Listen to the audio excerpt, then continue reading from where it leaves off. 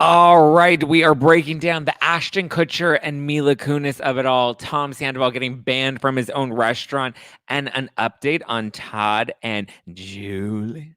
Oh, hi, it's me, Zack Peter, pop culture junkie, reality TV insider, published author, and host of the No Filter with Zack Peter podcast. Here I'll bring you all the latest news on the Real Housewives, deep dives into celebrity legal scandals, and unfiltered combos with your favorite stars. I've got you covered. And yes, I always keep receipts. So be sure to hit that like button and subscribe for all the latest tea. Now, let's dive in.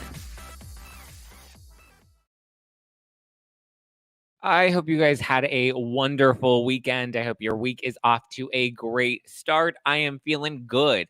I've officially decided to start watching Sex and the City for the first time ever because, the second season of And Just Like That wrapped. I got my hair bleached, and we watched the full first season and started the second season. And I have so many thoughts and feelings. That's the first scripted show I've watched in a minute. I'm excited for the morning show to return. Excited for American Horror Story. Lots to get into. But I just wanted to say, I was watching Carrie Bradshaw's life, and I was like, first, I'm learning a lot about Sex and the City. I'll just say that. Because Carrie, yeah. But season 2, maybe we'll do a deep dive into Sex and the City. We'll do a rewatch, maybe like for members only, or maybe that'd be our Tuesday weekly recap on YouTube. But whatever, we'll get in. We have a lot to get into today. Outside of I was trying to share how my weekend was, and I went on a tangent. I apologize, but we are going to talk about the Danny Masterson, or not so much the Danny Masterson stuff, but about the heat that Ashton Kutcher and Mila Kunis are facing. We'll get into the Chrisleys because they are getting out of. They're locked up. They won't let them out, but now they're going to let them out and let them out early. The Chrisleys are getting an early prison release, and we'll get into some Vanderpump stuff. But before that, let's get into a few tidbits of tea really quickly. First up, Raquel Leviss has made her return to Instagram. Okay, she is back. She's like, the bee is back. Like Kristen Cavallari when she returned to the Hills, or Bethany when she came back to Real Housewives of New York, and she was in season 7. And she's like, I'm not a housewife, but I am real. And so Rocky Bang Bang went on her Instagram, and she posted like an Instagram reel of her like in the meadows, or like in some garden, in the secret garden. I don't know. She's used to being in secret gardens. She's back, and she's in a garden. Like, this is where she needs to be, frolicking in a meadow like Bambi, not on reality television. Like Hollywood reality TV just weren't the lane for her. So I'm glad that she was able to stop and smell the roses. Good for her. American Horror Story dropped their trailer, and Kim Kardashian is in it with Emma Roberts and was it Cara Delevingne? It looks good. I've never watched American Horror Story, and I actually think I'm very invested. I think I want to watch it. I think I'm like actually very much interested. I don't know if anybody's ever watched or if you recommend it, but I thought Kim Kardashian looked like a great actress. She looks like it looks like there's like some cult, some like baby cults. Emma Roberts wants to have a baby, and Cara and Kim are like part of this like inner like vampire ring or spider ring where there's all these like spider webs, and they're trying to steal her baby. Listen, I will watch them try to steal her baby. I never watched American Horror Story because I was always like super scared because I don't like scary things, but I feel like I've gotten a lot braver. You know, I just had to watch a scary alligator from the swamp spread lies about me on the internet, so I feel like I can handle anything. But anyway, American Horror Story returns to Fox September 20th, which is also right in line with when the Kardashians are returning to Hulu for their next season. So I feel like that was convenient timing on Hulu's part, because I believe you can stream it next day on Hulu. I think we should actually give it a try. The premiere is on the 20th. Maybe we'll have a watch party. Maybe we'll have a talk party after the watch party. But I'm here for it. Also, I just did a live stream with Femme Tarot over the weekend on her YouTube channel. It's Femme Tarot. We dive into the Carl Radke cheating rumors, saying that he like impregnated some woman. And then we also dive into the Joe Jonas and Sophie Turner divorce. And we touch on the Heather versus Jeff beef again. We have Donna Bowling from Daily Dose of Donna. She was on the live stream as well. It's on Femme Tarot's YouTube channel. So we get into that. She reads the tarot cards and we talk shit. So you can go and tune into that if you want. Okay, let's get into the meat of it. Ashton Kutcher, Mila Kunis, Under Fire. So it came out that Ashton and Mila wrote character letters for Danny Masterson. They co-starred in that 70s show. So they spent many years working together on set of that 70s show. I believe so they just launched, what was it, that 90s show on Netflix? They had like a reboot series where a lot of the old previous actors came back and made cameos. Danny was not part of it because obviously he's been in this whole scandal since charges were first brought against him back in 2020. Okay. Well, in these character letters that Ashton and Mila each wrote and submitted to the judge, they praised Danny for the man that they claim that they've known for the last 25 years. Ashton even wrote that he doesn't believe that Danny is any further threat to society. This caused a lot of backlash, and fans are dragging them. The internet's dragging them. The media's dragging them. And this led them to release a video addressing all of the heat. And I just want to say it was a fucking weird video. It looked like, I don't know, the Church of Scientology was holding them hostage and like making them do this. It was very strange. But real quickly to recap the Masterson case. So Danny Masterson was sentenced to 30 years in prison after being convicted of 2 charges of rape by force. At first, I remember when I didn't follow the Masterson case very closely. And when this first came out and they first released their video, I watched their little Instagram video. They turned the comments off on Instagram, understandably. But I watched their video and I thought that these were character letters about his possible innocence. I thought that they had wrote these letters originally when he was on trial and they were trying to figure out whether or not he really did commit these crimes. And so I was like, okay, maybe it's possible that they're just defending their friend, right? Like maybe he told them he's not guilty and they believe him. And like, putting myself in that shoes, if I knew somebody for 25 years and they were such an upstanding citizen and had great character and they came to me and they were so confident in their innocence, would I believe them considering we have a 25-year friendship? And I think that's a really tough position to be in because obviously you want to believe the victims, but you also want to believe this person that you know, and you want to believe that they are the person that you think they are. Okay. After diving into it more, these were not letters about trying to, convince the judge of Danny's possible innocence. These were letters of them requesting less prison time. They wanted the judge to be a little more lenient on Danny, acknowledging that he committed these crimes and acknowledging that he had been convicted of rape and was now facing 30 years behind bars, 30 to life behind bars. They knew, or well, at least understood, that he was convicted and is guilty and going to prison. They just wanted the judge to be a little lenient on him. Okay. They wanted the judge to, not give him the full prison sentence, citing that he has a daughter and his daughter is going to need her father and that he has a wife and his wife, her health is at risk and she has a kidney and her body might reject the kidney and all of this stuff, right? There are all these different reasons. And to be clear, it wasn't just Ashton Kutcher and Mila Kunis. There were other that 70s show actors, other actors and industry people that he had worked with previously. I believe he even got like police officers and fire department officers to also write letters on his behalf. His family and friends were all coming to his defense.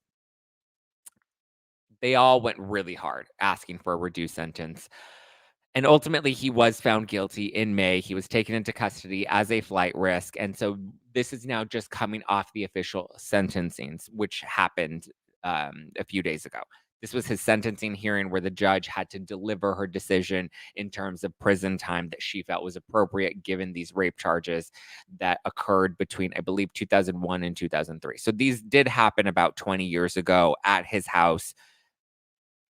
Listen, they all claim that he's a different man, he's a changed man, whatever. He still committed a crime, and I believe you still have to be held accountable for crimes that you have committed.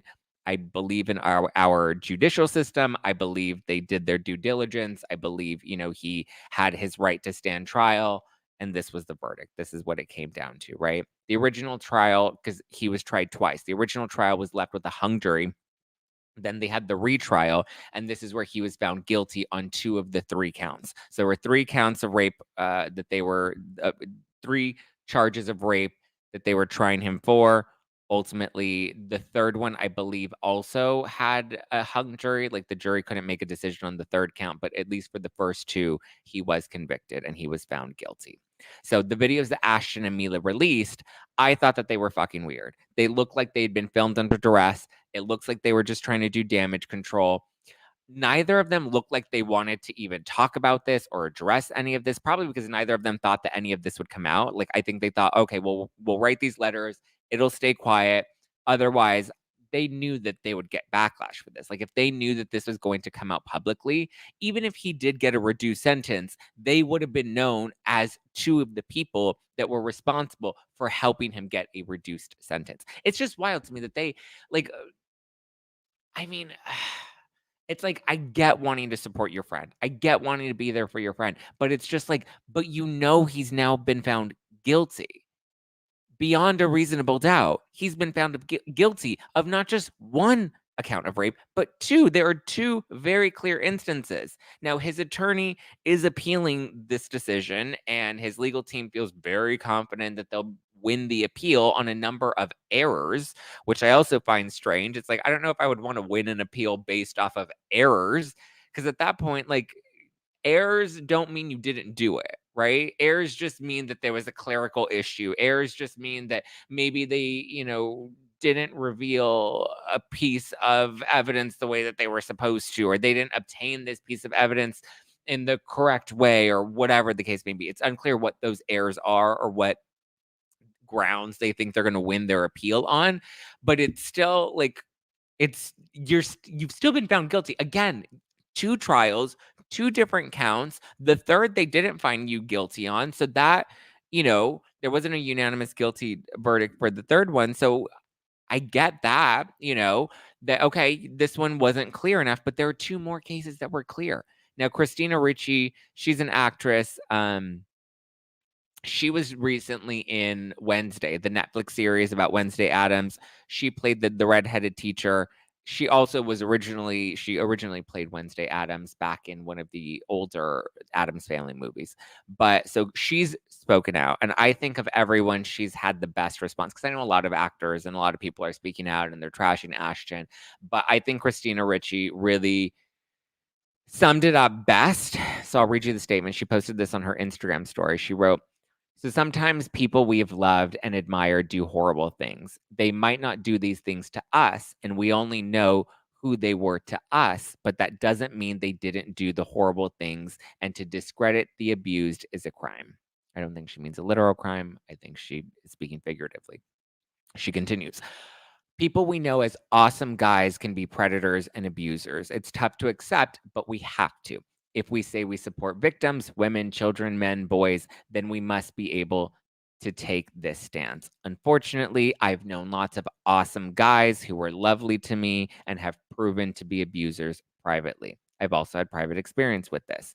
Believe victims. It's not easy to come forward. It's not easy to get a conviction." He was convicted on two charges, two counts. Let's be very clear about that. I think what she said summarized it perfectly. That's the hard part. And I think, you know, I can't imagine being in a position like that where it is your friend and you believe them to be one way, but then you find out that they've committed these terrible things and that there was possibly, allegedly, a cover up related to the Church of Scientology. I don't believe Ashton and Mila are part of the Church of Scientology. It's unclear I mean, there are many details and I'm sure many layers to their friendship that we'll never be privy to. But regardless, this man has been charged and convicted. He's going to prison. I mean, 30 years to life is a very long time for crimes that you committed over 20 years ago. But still, like, the reality of the situation is the reality of the situation, you know? It's just I can imagine it's a challenging position for them to be in, but I don't understand how they didn't expect the reaction that they've gotten from the public. You deliberately chose to support this man in court. At some point, you had to have known that this was gonna get out. But again, it's not just Mila and Ashton. Many people have written letters in support of Danny Masterson, and I'm curious to see how they're feeling now, now that we have found out that he's going to prison for 30 to life. The judge gave him the max sentence that he could have gotten, considering, the convictions. It's wild. But he ain't getting out anytime soon. Okay. But like I said, Christina Ricci, her statement, I think, was the best summarized and the most beautifully said. That's the most I want to get into any of the Masterson stuff. I just feel like it's dark, and other people I know are covering it more extensively. I believe Emily D. Baker is also covering the legalities of it. So you can go and, check out Emily D. Baker and many other people. I think Donna Bowling is also doing some coverage of it as well, so you can check her out. But in some other legal drama, let's talk about the Chrisleys, shall we? But first, I do quickly want to give a shout out to my pals at Drizzly. I love to be a good host, and part of being a good host is having everyone's favorite drink handy. Aperol Spritz, I got you, boo. Vodka soda with a twist, easy peasy. Spicy margarita with a tahine rim and a splash of Grand Marnier Cordon Rouge, no problem, boo. I got Drizzly, the go-to app for drink delivery. Drizzly's here to be your partner in parties, meaning they're here to help you take the grunt work out of the get-together so you can be a confident host and actually party at your own party. Drizzly is the most convenient way to buy beer, wine, and spirits with delivery to your door when you want it, all from the comfort of your couch. The convenience speaks for itself, and any true Housewives fan knows the importance of being a good party host, and a good host has Drizzly. So download the Drizzly app or go to drizzly.com. That's DRIZLY.com. Now must be 21 or older to order. The link is in the description below. I also want to talk about my pals at More Labs, all right? Because I don't know if anybody can relate to this, but I hate wasting time trying to recover from a night of drinking. Maybe you had some drinks with friends on Sunday and woke up a little groggy and foggy on Monday. Or maybe you were just out at the bourbon room throwing around some Chardonnay and now you're hurting. No, thank you. Okay. That's why I love morning recovery. I started to see this little blue bottle everywhere and I tried it, and now I never want to drink without it. It's made with ingredients like milk thistle and ginseng to help you recover from last night's fun. Like, sure, you could drink a lot of water and you can chug some Pedialyte or scarf down some greasy food the next morning, but none of these things will leave you feeling glorious.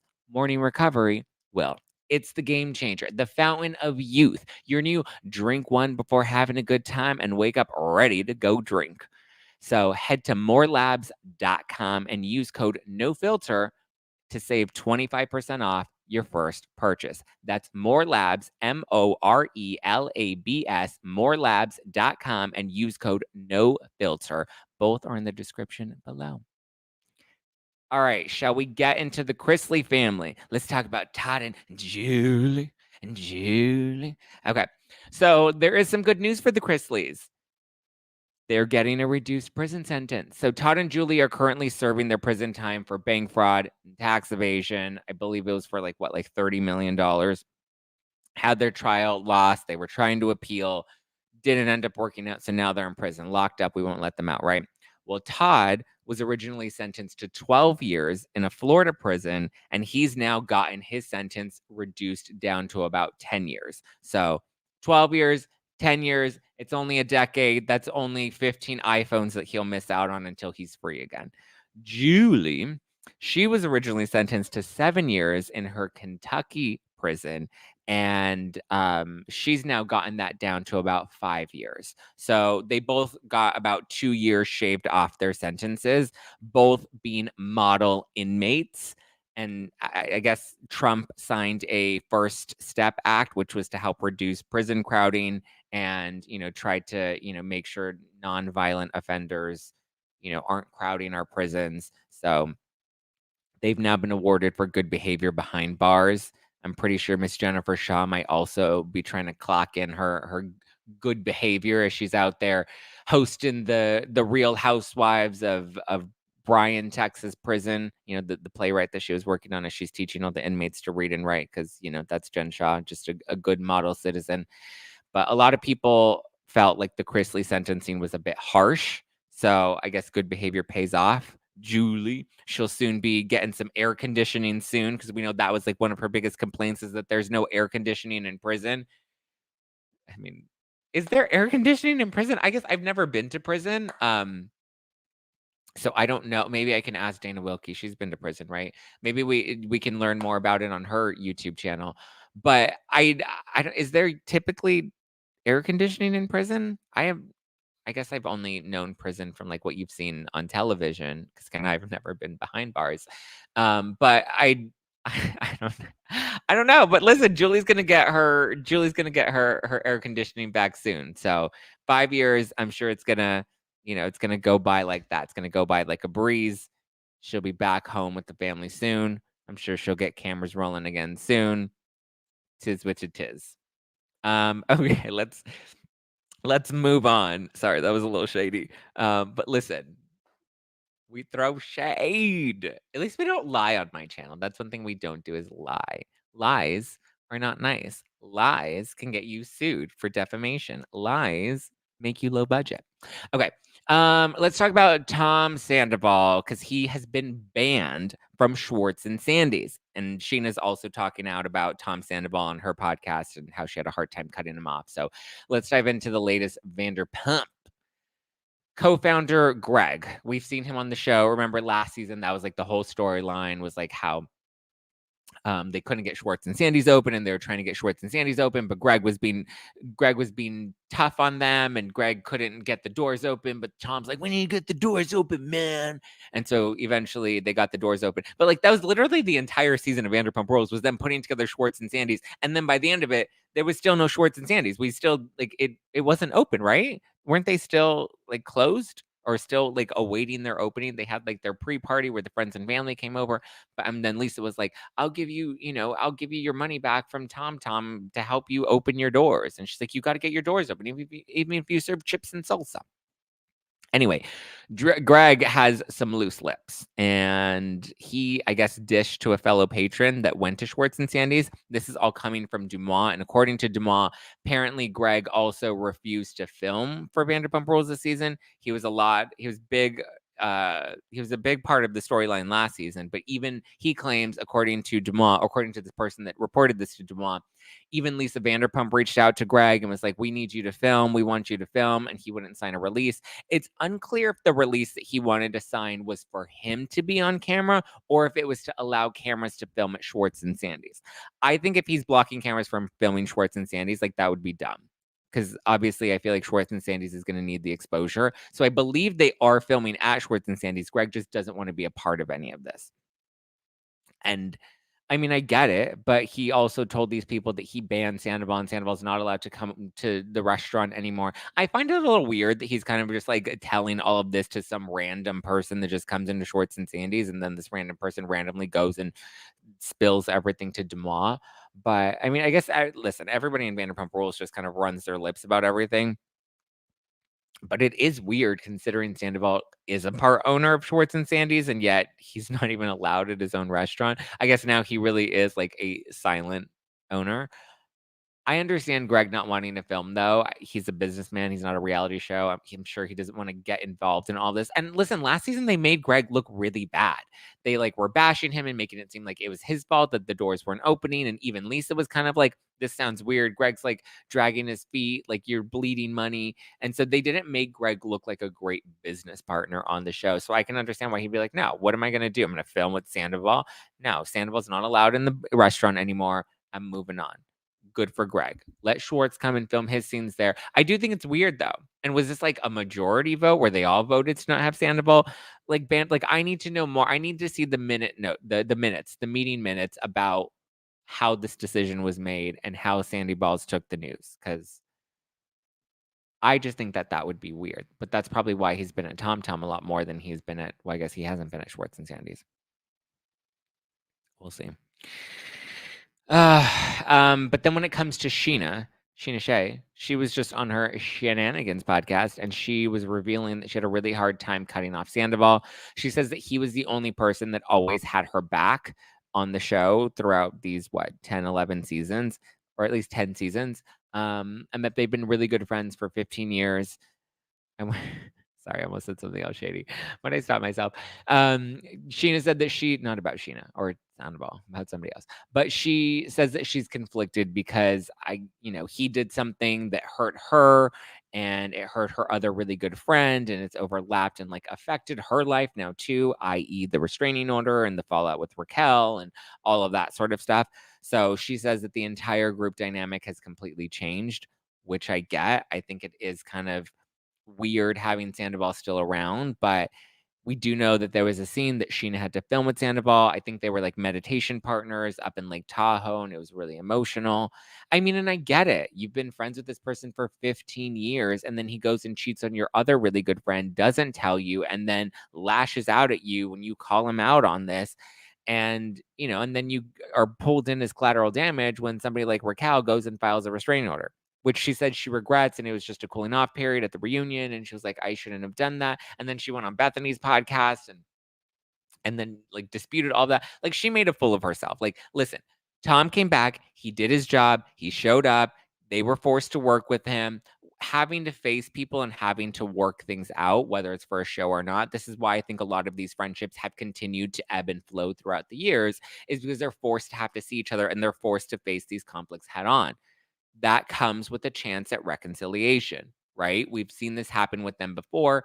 I mean, even like Jackson Stassi or Kristen and Stassi, like had, they've had their stuff in the past and they were able to work things out and move forward. Again, the stakes are a lot higher. They're a lot older. They shouldn't be making these mistakes anymore. The betrayal was a lot deeper this time around in comparison to the others. However, when you have to face the conflicts head on and you have to keep seeing each other, reconciliation is kind of inevitable. Okay. Raquel, on the other hand, did not return. She wanted more money. She wanted the same money as Tom and Ariana. Idiot. But anyway, instead, she decided she wanted to pour more salt in the wound and then go and do Bethany's podcast and backtrack on everything she said at the reunion and then take her apology down that she issued to Ariana on her Instagram. But it's okay. Now she's frolicking in the wind with her little Bambi legs. Like, I don't want to trash Raquel. Like, I feel like I'm tired of talking about Raquel because I feel like she just keeps making it worse for herself. Like, she keeps digging her hole deeper. But listen, now she's doing her little garden, her secret garden. So maybe she'll be able to like sail off in peace and be the kindergarten. Didn't she want to be a kindergarten teacher or something? Teacher. But yeah. Did y'all read Carl Radke's statement? Carl Radke issued a statement. Well, hold on. Let me finish Vanderpump Rules, and then we'll see if Carl Radke really issued a statement. But anyway, speaking of Bethany, though, apparently Greg also revealed that Bethany reached out to him to get him on her podcast. I just think she's slimy, that one. Like, she's no longer the number one podcast in the whole galaxy. So now she's just trying to stay relevant. Like, what does she think? She's going to be the number one podcast in the galaxy forever? She's like, I'm the number one podcast worldwide. I'm an international lifestyle brand, baby. Like, she's an idiot. Like, I feel like I know of a couple of people she's tried to book on her podcast recently. And I'm just like, girl, you're trying to be the new Jerry Springer now. Like, I wouldn't be surprised. I can't say, but I wouldn't be surprised if like she started hosting paternity tests at this point. I'm just like, what are you doing? Like, now you just look like an idiot. Like, nobody who wants to go on Bethany's podcast, who's like, yeah, I want to go on Bethany's podcast and spill the tea.